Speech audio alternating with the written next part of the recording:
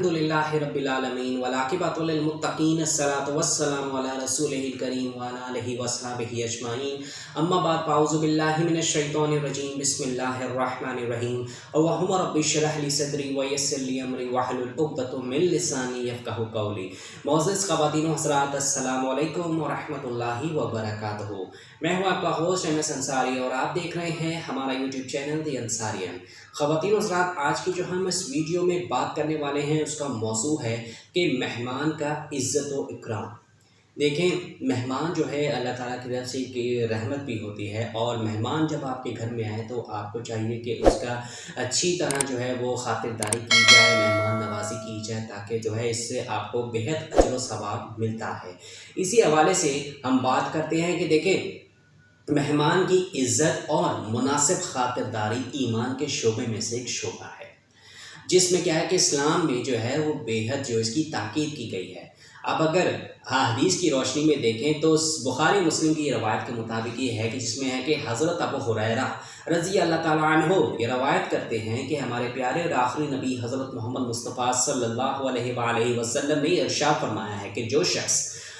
अल्लाह पर और यौम आखिरत पर ईमान रखता हो वो अपने मेहमान का इकराम करे, यानी उसकी इज़्ज़त करे। अब मेहमान के इकराम का पे मतलब क्या है? अब देखें कि मेहमान के इकराम का असल में मतलब ये है कि बहुत ही खंदा पेशानी से उसका खैर मकदम किया जाए, उसको वेलकम किया जाए और उसके खाने का वक्त हो तो बक़द्र इस्तिताअत खाने में जो है उसकी तवाज़ी की जाए। बल्कि यहाँ पे क्या है कि एक हदीस की रो से ये भी जो है मेहमान का हक़ है कि अगर इस्तिताअत आप में हो तो पहले दिन उसके लिए कोई खुसूसी खाना जो है वो तैयार किया जाए, जिसको हदीस में क्या कहते हैं, जायज़ा के लफ्ज़ से जो है वो ताबीर किया गया है। तो कोई भी मेहमान आए तो आप उसकी इज़्ज़त इकराम में मतलब उसके लिए अच्छे खाने जो आप बनाएं, जितनी भी आप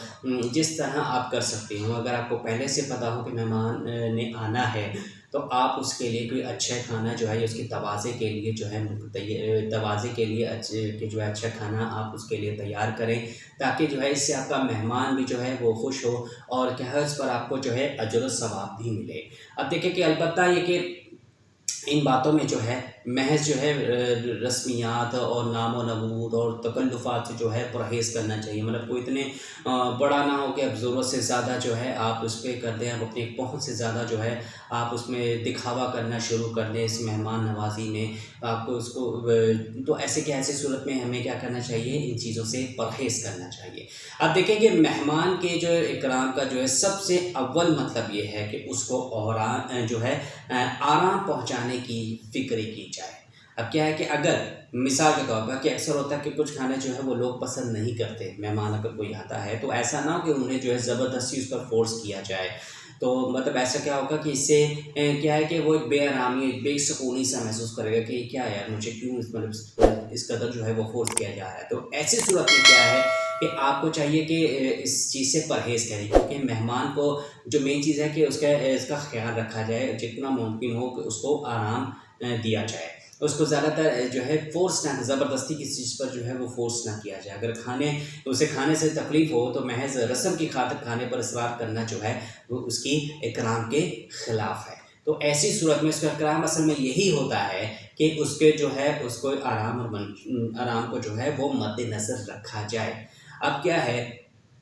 ये तो एंड हो गया कि आप एक मेहमान की जो है अच्छी खातिरदारी करें, उसके लिए आराम का एक ज़रिया जो है मुकर्रर करें, उसके लिए अच्छा जो है खाना तैयार करें, उसके आराम का जो है ख्याल रखें, उसको किसी भी किस्म की कोई भी तकलीफ़ जो है महसूस मत होने दें। अब बात करते हैं दूसरे एंड पे, जो मेहमान की तरफ से जो मेहमान जा रहा होता है उसको भी चाहिए कि अपने आप को जो है वो ऐसे बिहेव करे, एक ऐसा एक रवैया रखे कि मेहमान के लिए भी असल में ये ज़रूरी है कि वो मेज़बान पर जो है बिला वजह जो है नावाजिबी तौर पर बोझ ना डाले कि हमने ये भी खाना है, हमें ये भी खाना है, हमें ये करना है, हमने ऐसे करना है। और क्या है कि जो मेज़बान है उसके पास इतनी इस्तिताअत ना हो और आप जो है बतौर मेहमान अगर जा रहे हैं तो उस पर आप इतनी बोझ डाल रहे हैं, उसके से इतनी फरमाइशें कर रहे हैं कि हमने ये भी खाना, हमने फ़लाँ चीज़ भी खाना है, या हमने ये करना है, हमें यहाँ जाना है, हमें यहाँ लेकर जाना है, हमें यहाँ लेकर जाना वगैरह वगैरह। तो ये एक किस्म का एक बोझ हो जाता है। और ऐसा क्या है कि इस पर जो बोझ डालना जो है, इस चीज़ से मेहमान को भी जो है परहेज़ करना चाहिए और इतनी देर भी जो है उसके पास नहीं ठहरना चाहिए कि जिस पर क्या हो कि वो अपनी जो है एक अपने ऊपर भार महसूस उसको होने लगे, यानी कि वो एक बोझ महसूस करने लग जाए। देखिए, मेहमान जो है वो अल्लाह ताला की रहमत है और आप जो है मेहमान बनकर जा रहे हैं तो रहमत की सूरत में जाएँ, ना कि आप किसी के लिए ज़हमत बन जाएँ। और मैं बतौर मेहमान आप किसी अपने मेज़बान को भी जो है इस कदर तकलीफ़ मत दें कि जिससे जो है आपका मेज़बान भी जो है आपसे तंग हो जाए और उसको भी जो है आपसे जो है तकलीफ़ या कोफ्त होनी शुरू हो जाए। और देखिए, हदीस के रू से जो क्या है कि इसमें जो है ममानियत भी आई है कि मेहमान के लिए भी जो है कि वो अपने जो है मेज़बान का भी ख़्याल रखें। तो इस छोटी सी वीडियो में देखें, बात बताएगी कि यह मेहमान और मेज़बान दोनों के हवाले से मेहमान के भी जो है एक इज़्ज़त, मेज़बान को चाहिए कि वो उसका इज़्ज़त व इकराम करे, उसके लिए आराम का सामान करे, उसके लिए खाने पीने और उसके लिए रहने का जो जगह है वो भी एक जिस कदर मुमकिन हो, जितनी इस्तिताअत हो, जिस तरह भी हो पॉसिबल हो, उसको जो है उसके लिए इंतज़ाम करे। और मेहमान के लिए भी ज़रूरी है कि वो जो है मेज़बान पर जो है इस कदर बोझ न डाले कि बेचारा जो है बहुत परेशान हो जाए।